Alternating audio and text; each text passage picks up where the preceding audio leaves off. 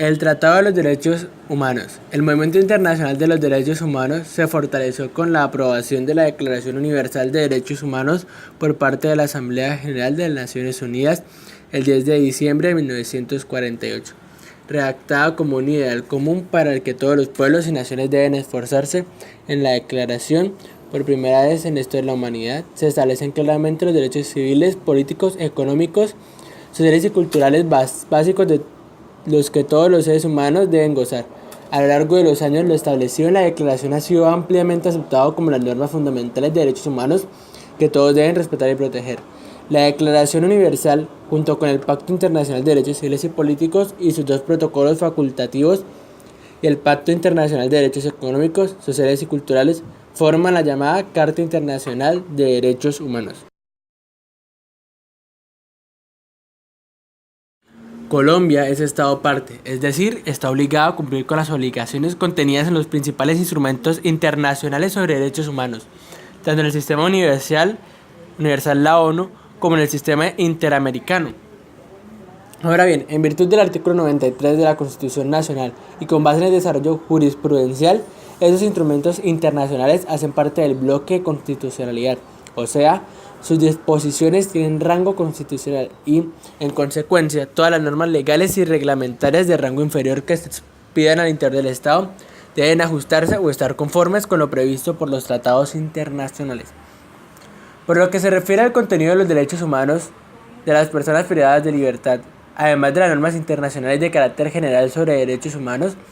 existen instrumentos y documentos específicos que se relacionan con la vida en centros de detención, así como doctrina y jurisprudencia de los órganos internacionales competentes que definen el alcance de los derechos consagrados en las normas frente a situaciones específicas. En el primer grupo de normas de carácter general deben destacarse la Declaración Universal de Derechos Humanos, la Declaración Americana de Derechos y Deberes del Hombre, el Pacto Internacional de Derechos Civiles y Políticos, el Pacto Internacional de Derechos Económicos, Sociales y Culturales y la Convención Americana sobre Derechos Humanos, principalmente.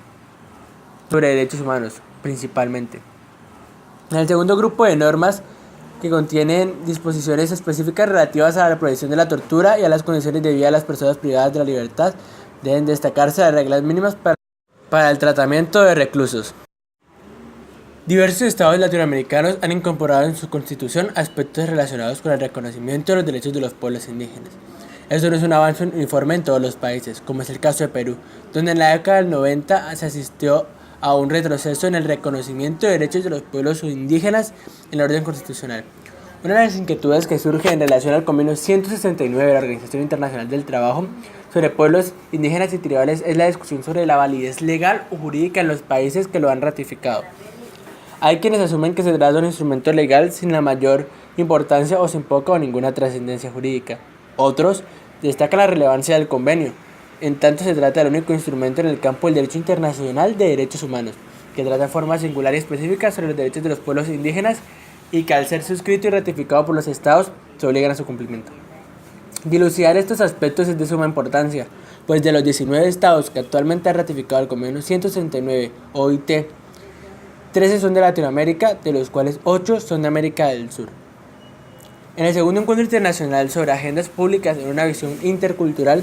concentrando esfuerzos por los derechos de los pueblos indígenas de América Latina, el abogado Javier Arroca presentó la ponencia El Convenio 169 de la OIT, avances, desafíos y mecanismos de supervisión en el cumplimiento.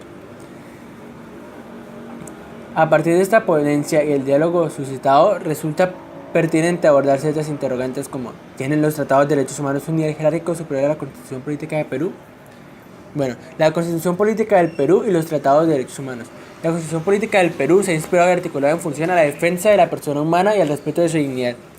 Es decir, la razón y el fundamento de la existencia de la sociedad y del Estado es el ser humano. En ningún modo entendemos solamente al ser humano como un ser individual y personalizado sin relación alguna con otros seres humanos y en relación al entorno social. Por el contrario, asumimos que dentro de este concepto de ser humano cabe tanto el individuo unipersonal, individual, como al grupo de seres humanos que mantienen o conforman relaciones que perviven al paso de los años.